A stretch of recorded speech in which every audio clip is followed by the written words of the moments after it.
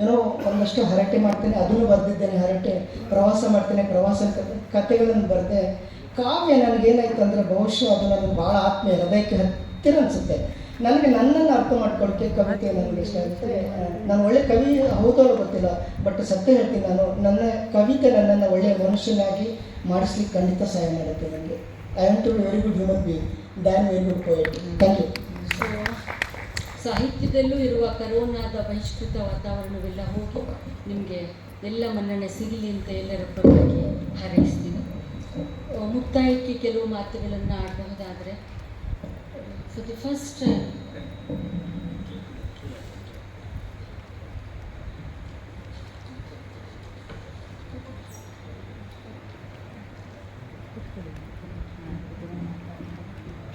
ಆಗಲ್ಲ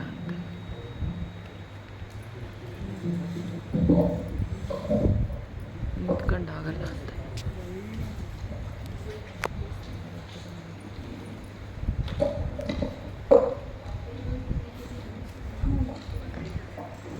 silent madam ಅಂತ silent